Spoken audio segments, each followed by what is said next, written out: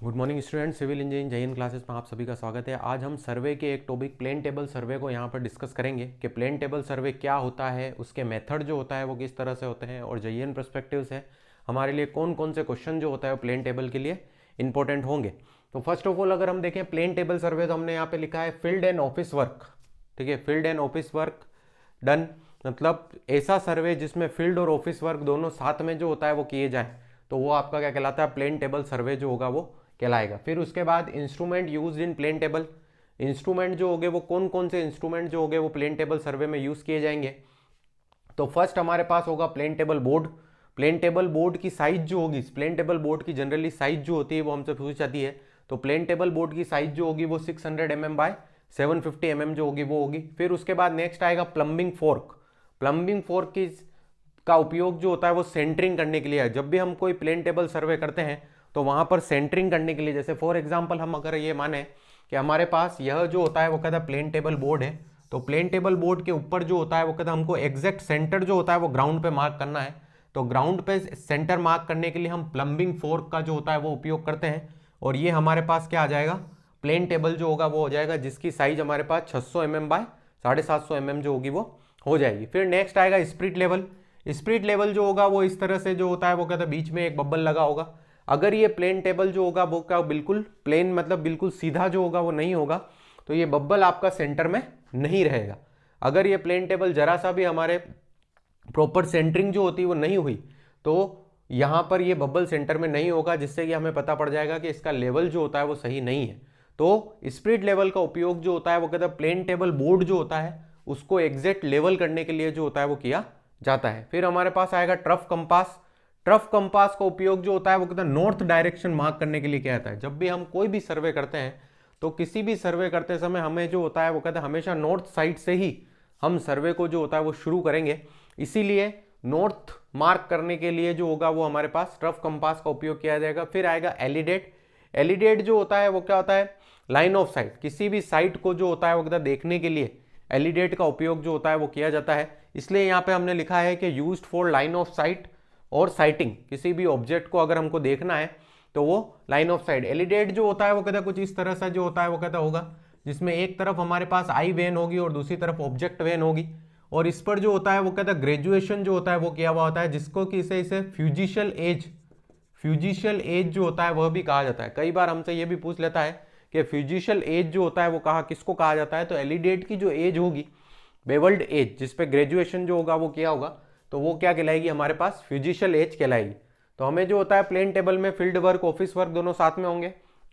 Plane table board, plumbing fork, spirit level और trough compass और alidade.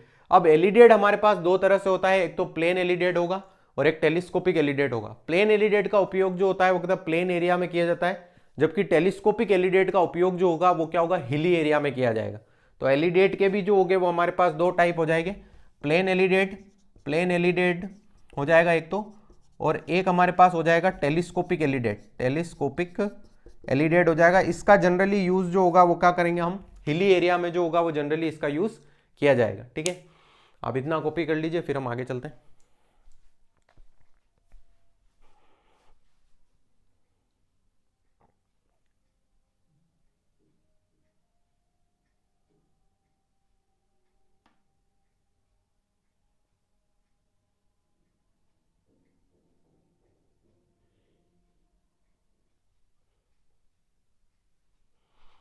Next हमारे पास हम पढ़ते हैं method of the plane table.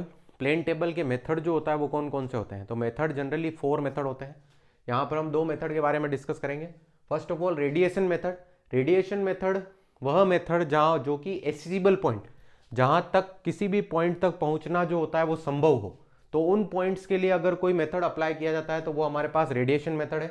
यह मेथड जो होता है वो प्लेन एरिया और स्मॉल एरिया दोनों के लिए जो होगा वो किया जाएगा।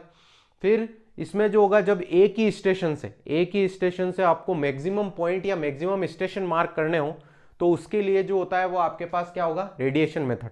मतलब एक ही स्टेशन से जो होता है वो क्या था, आपको मैक्सिमम पॉइंट मार्क करना है। इसमें अपन मैक्सिमम पॉइंट भी लिख सकते हैं, maximum point from one station. जैसे हमारे पास जो होता है वो कहता है ये प्लेन टेबल है और ये ट्राइपॉड है, तो हमें रेडिएशन मेथड मतलब एक ही स्टेशन से अगर हमें बहुत सारे पॉइंट जो होता है वो मार्क करने हैं, तो उसके लिए क्या काम में लिया जाएगा, रेडिएशन मेथड जो होगा वो काम में लिया जाएगा। तो हमको कितना याद करना है कि भाई रेडिएशन मेथड कब काम में लिया जाता है, एक तो एसेसिबल पॉइंट हो, जिन पॉइंट तक पहुंचना हमारे लिए संभव हो, और दूसरा प्लेन एरिया में, और जब एक ही स्टेशन पॉइंट से बहुत सारे स्टेशन मार्क करने, पॉइंट मार्क करने हैं, तो उसके लिए रेडिएशन मेथड। सेकंड आएगा इंटरसेक्शन। इंटरसेक्शन मेथड का उपयोग जनरली हिली एरिया में किया जाएगा, जहां पर आपके पास पॉइंट, जहां आप जो होता है वो कहते हैं स्टेशन पॉइंट तक इजी वे में नहीं पहुंच सकते, तो वहां पर आपके पास इंटरसेक्शन मेथड काम में लिया जाता है। इसमें one point side from the two station, मतलब एक ही पॉइंट को या एक ही पॉइंट जो कि आपने मार्क करना है उसको दो डिफरेंट स्टेशन से जो होता है वो देखा जाता है, बिकॉज ड्यू टू अलाइनमेंट के लिए या ओरिएंटेशन के लिए। ओरिएंटेशन के लिए जो होगा वो क्या होगा, एक ही पॉइंट को दो स्टेशन, दो डिफरेंट स्टेशन से जो होता है वो कहता है वॉच किया जाता है। तो डायरेक्ट ये क्वेश्चन भी हमारे पास आ सकता है कि प्लेन टेबल का ऐसा कौन सा मेथड है जिसमें एक ही पॉइंट को दो स्टेशन से देखा जाए, तो वो हमारे पास इंटरसेक्शन मेथड जो होगा वो हो जाएगा। और मैक्सिमम पॉइंट अगर हमको मार्क करने हैं तो वो हमारे पास क्या आ जाएगा, रेडिएशन मेथड जो होगा वो आ जाएगा। इतना आप कॉपी कर लीजिए, फिर आगे चलते हैं।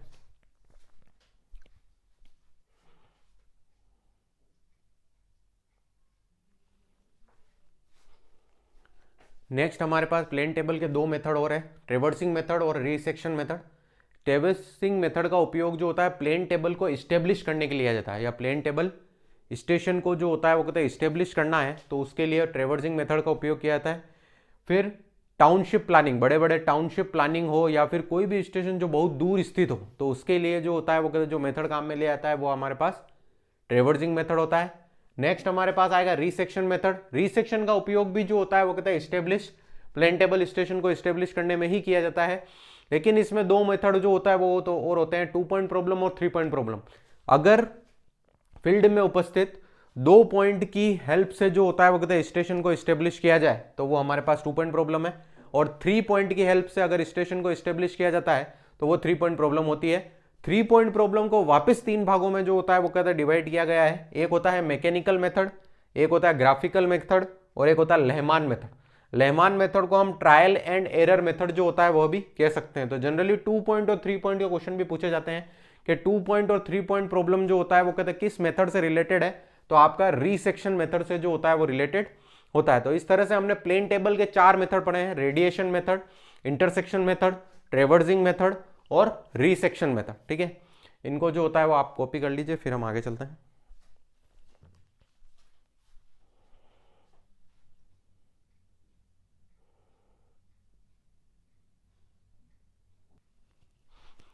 नेक्स्ट आएगा हमारे पास temporary adjustment of the plane table. Temporary adjustment of plane table जो होगा वो 3 तरह से होगा। सबसे पहले हम लेवलिंग करेंगे, फिर उसके बाद सेंटरिंग, फिर orientation and resection of the plane table. Orientation का मतलब जो होता है वो ये होता है कि एक स्टेशन को देखकर दूसरे स्टेशन को उसी के पैरेलल, एक स्टेशन को देखकर जो होता है वो क्या, दूसरे स्टेशन को उसी के पैरेलल जो होता है वो स्टेब्लिश करना, वो हमारे पास क्या कहलाता है, ओरिएंटेशन कहलाता है। तो हमारे पास सीक्वेंस जो होता है वो पूछ सकता है कि भाई प्लेन टेबल का टेम्परेरी एडजस्टमेंट का सीक्वेंस जो होगा वो क्या होगा, तो हमें ये ध्यान रखना है कि लेवलिंग, सेंटरिंग और ओरिएंटेशन जो होगा वो हो जाएगा।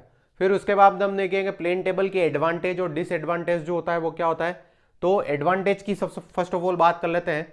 तो plane table small scale work के लिए जो होता है वो कहता है प्लेन टेबल जनरली यूज किया जाता है। सेकंड, चीपर डिवाइस है अदर टू, जैसे ऑटो लेवल हो गया, हमारे पास थोडोलाइट हो गया। थोडोलाइट के कंपैरिजन में जो होता है वो कहता है ये सस्ता जो होता है वो होता है। और इसमें सबसे बड़ा एडवांटेज क्या है कि फील्ड वर्क और ऑफिस वर्क जो होते हैं वो कहते हैं दोनों साथ में किए जा सकते हैं। डिसएडवांटेज की बात करें तो जब भी वेट क्लाइमेट होगा, मतलब बारिश होगी, तो रेनी कंडीशन या विंटर कंडीशन में जो होता है वो कहते हैं उपयोग नहीं किया जा सकता है।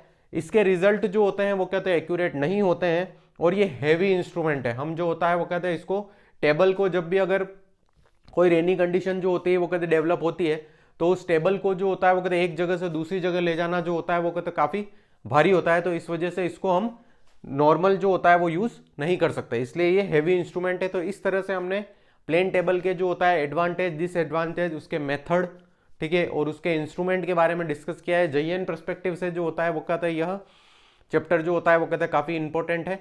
आपको इस चैप्टर में अगर कोई भी दिक्कत है तो आप जो होता है कमेंट सेक्शन में कमेंट करके बता सकते हैं। Thank you.